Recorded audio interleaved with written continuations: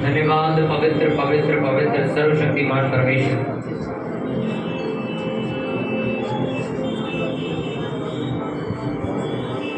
Thank you Lord Jesus Christ. धन्यवाद पवित्र पवित्र पवित्र सर्वशक्तिमान परमेश्वर।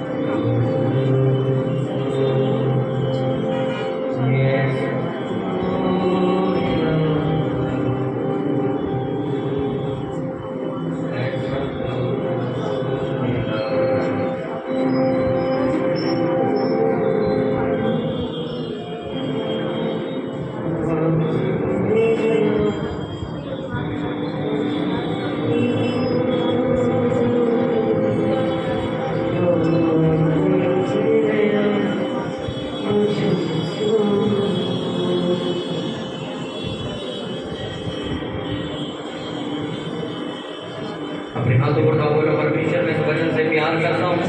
ये वचन मेरे जीवन मेरे मार्ग के लिए ज्योति और मेरा दीपक बनकर मेरी जिंदगी में कार्य करे। ये वचन मेरे जीवन को बदले, ये वचन मेरी लाइफ को चेंज करे, ये वचन मेरी जिंदगी को बदलाव की ओर लेकर जाए। तेरे वचन को सुनने के लिए मैं अपने कानों को खोलता और मन को तैयार करता हूँ। हर एक अंधकार की शक्ति जो मुझे वचन सुनने से रोकती है, वो सारी ताकतें प्रभु यीशु मसीह के सामर्थ्य नाम में नाश हो जाए। मैं ये प्रार्थना करता हूँ प्रभु यीशु मसीह के नाम में। बात करो, चर्च खोले आप भी। नया नियम मती उसका 11 उसका 28वां वचन हम पढ़ेंगे, पेज नंबर 18 के ऊपर। मती 11 उसका 28वां वचन हम सभी लोग पढ़ेंगे।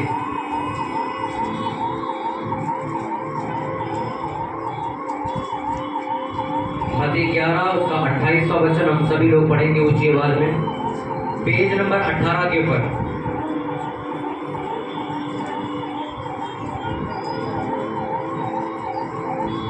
ऊंची आवाज में सभी लोग इसको ध्यान से अंडरलाइन कर लेंगे। मैं उस वचन को पढ़ूंगा, सभी लोग ध्यान से सुनेंगे।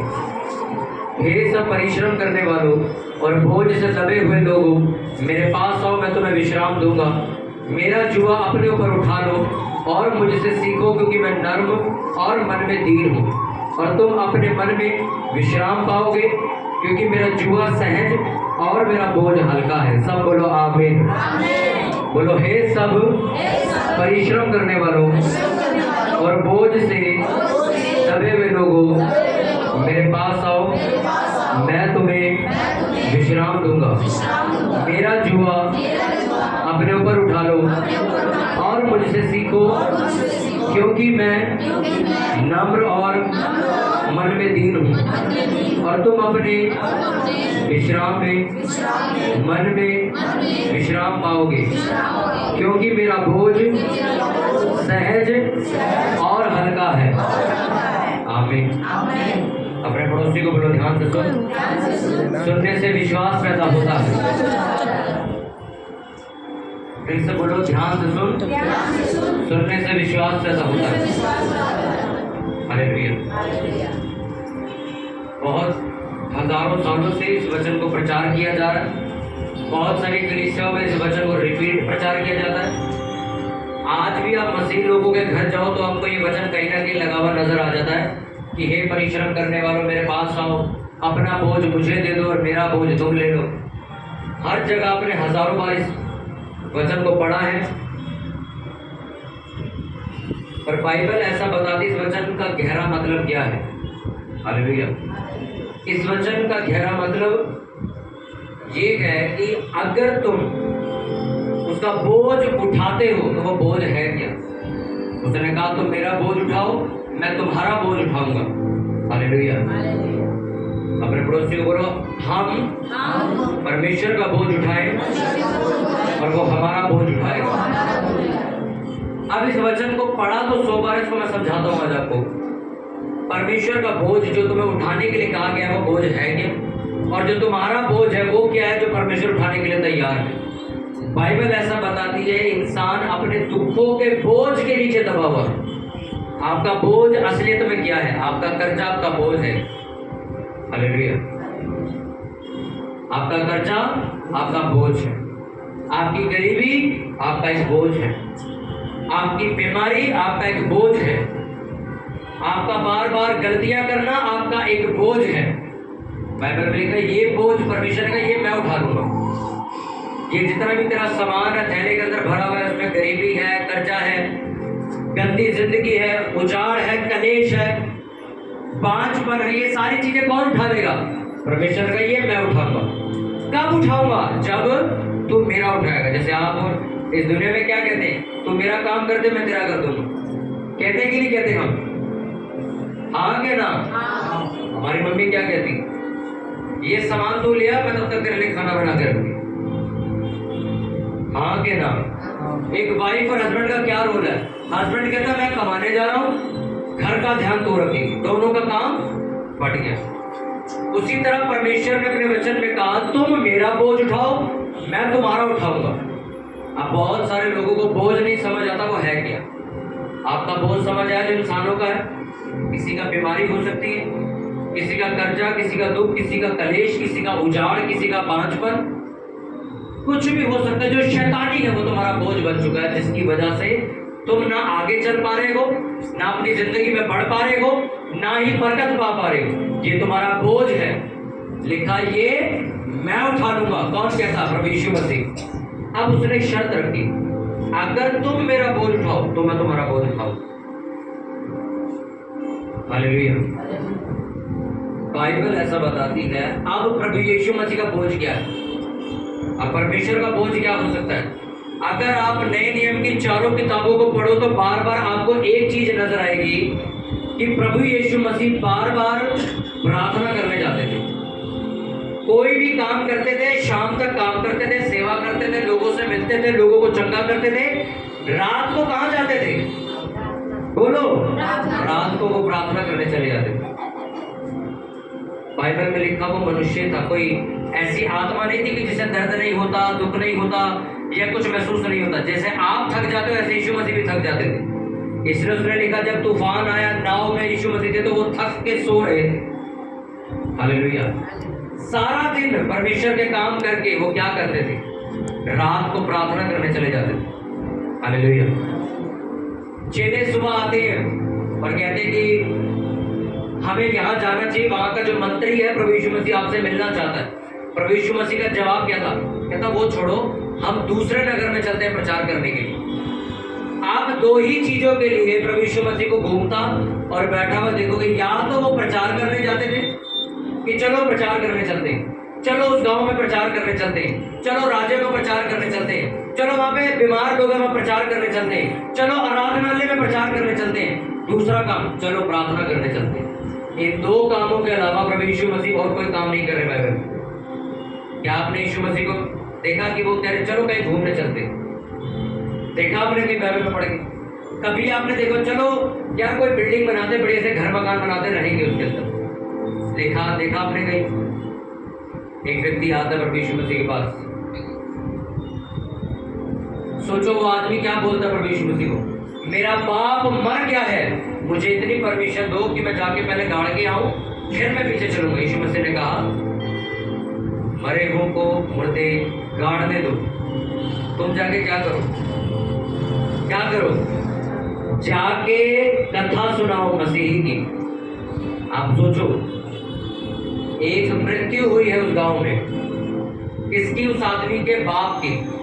तब भी यीशु मसीह का ध्यान कहाँ लगा हुआ है? जाके कथा सुनो। हालेलुया। कहां पर ध्यान था प्रभु यीशु मसीह का? कथा सुनो। हालेलुया। कितनों को बात समझ आ रही? यीशु मसीह को मालूम था कल मुझे पकड़ा जाएगा, कोड़े मारे जाएंगे, मेरा 100% 100% मेरा खून निकाला जाएगा, मुझे थप्पड़ मारे जाएंगे, मुझे कांटों का ताज पहनाया जाएगा और कांटे मेरे शरीर में घुसा दिए जाएंगे और मेरे हाथों में कील हथौड़े से ठोकी जाएगी और मुझे टांग दिया जाएगा सलीब के ऊपर, तब भी यीशु मसीह क्या कर रहे थे रात को? प्रेयर कर रहे थे। क्या कर रहे थे रात को?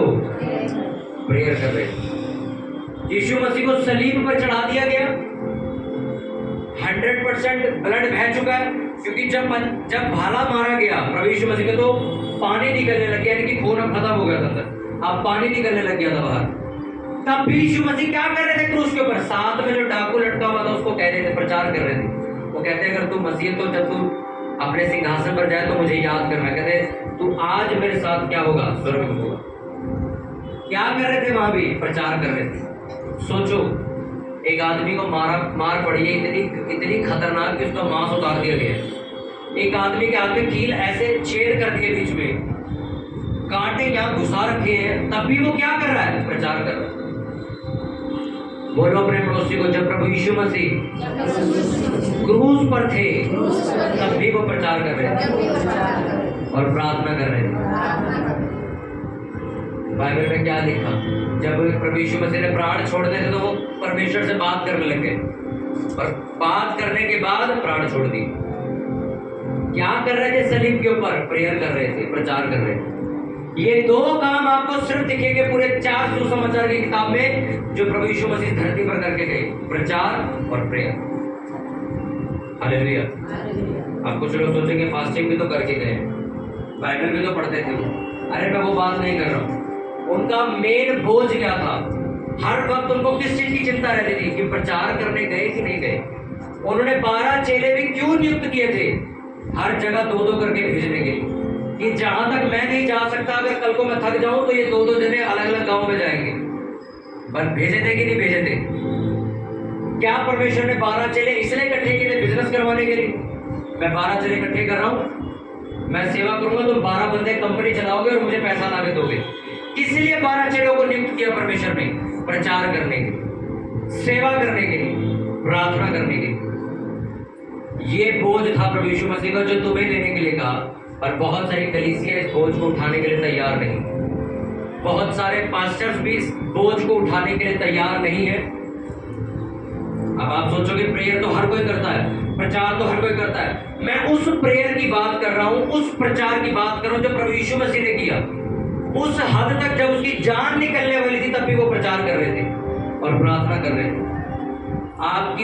आपकी संसारिक जिंदगी में क्या घट रहा है, उससे आपकी सेवकाई को इफेक्ट नहीं पड़ना चाहिए। वो आदमी आके कहता है घर में मेरे पिता की मौत हो गई है। यीशु मसीह कहते चल कथा सुना।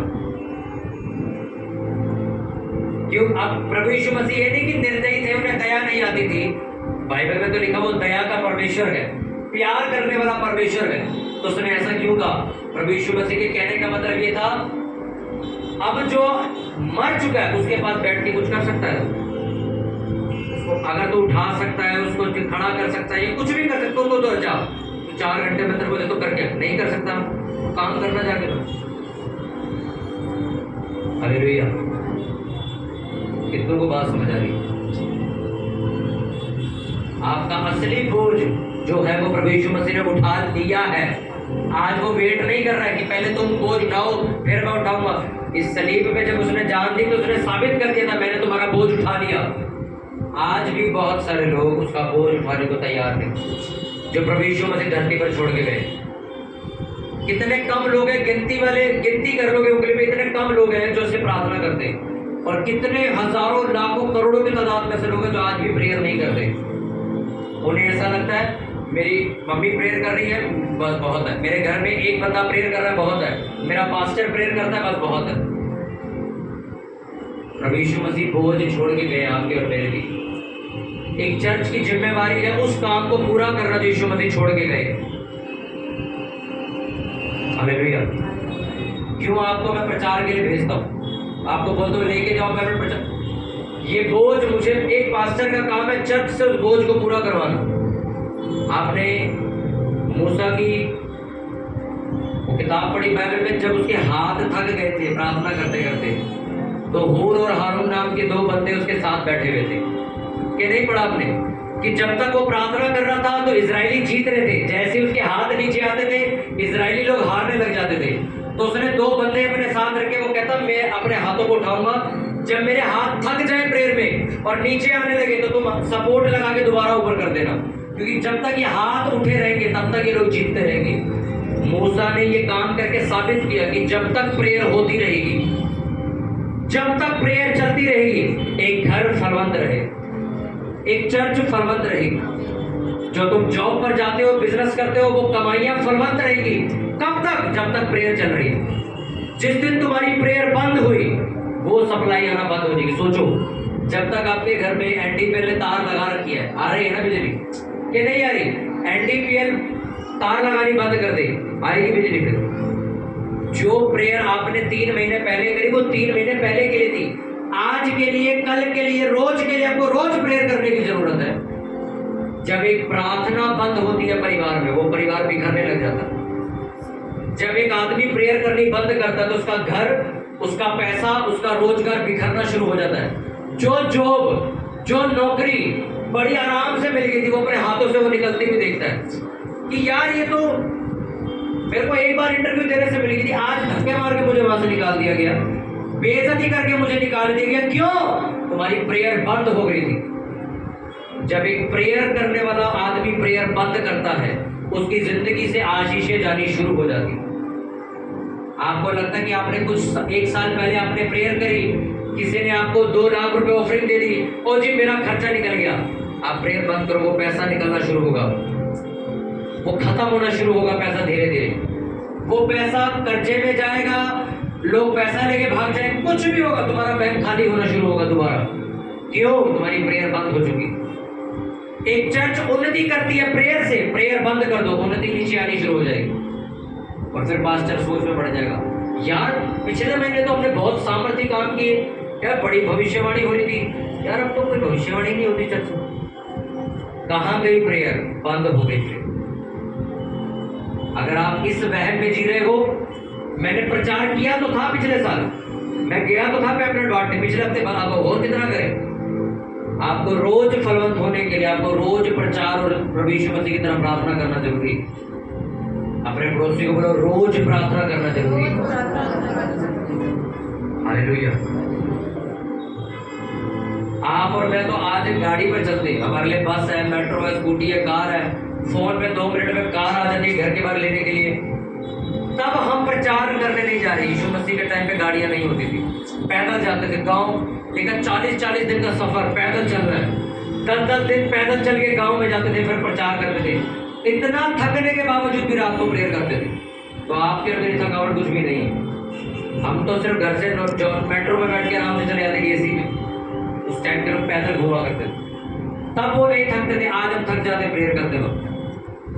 अपने हाथों को उठाओ, बोलो परमेश्वर जो बोझ आपने मुझे दिया है मैं उसको वफादारी के साथ पूरा निभाऊंगा और करूंगा। अपने हाथों को उठाओ और ऊंची आवाज में प्रार्थना करो सभी जन की, प्रभु जितना वचन आज मैंने सुन, ये वचन खुदावंद एक बोझ को मेरे जीवन में लेके आए। प्रभु मैं तेरे बोझ को उठाता हूँ, प्रार्थना के बोझ को उठाता हूँ, प्रचार करने के बोझ को उठाता हूँ। प्रभु यीशु मसीह आपने सलीब पर भी प्रचार किया और प्रार्थनाएं करी। प्रभु मैं ये प्रार्थना करके आज तुझसे वायदा करता हूँ, मैं खुदावंद तुझे भरोसा दिलाता हूँ कि मैं तेरा बोझ उठाने के लिए तैयार हूँ। तूने मेरे कर्जों को अपने ऊपर ले लिया, मेरी बीमारियों को तूने ले लिया, मेरी शर्मिंदगी तूने उठा ली। प्रभु मैं तुझसे वायदा करता हूँ, मैं तेरे बोझ को उठाऊंगा, मैं प्रचार के लिए अपना समय दूंगा, मैं प्रार्थना के लिए अपना समय दूंगा और प्रभु तेरी सेवा के लिए आगे आऊंगा परमेश्वर, और तेरे बोझ को जो तूने मुझे दिया है उससे पूरी वफादारी के साथ पूरा करूंगा परमेश्वर। प्रभु यीशु मसीह के सामर्थ्य नाम में मांगते, जोर से बोले आमीन।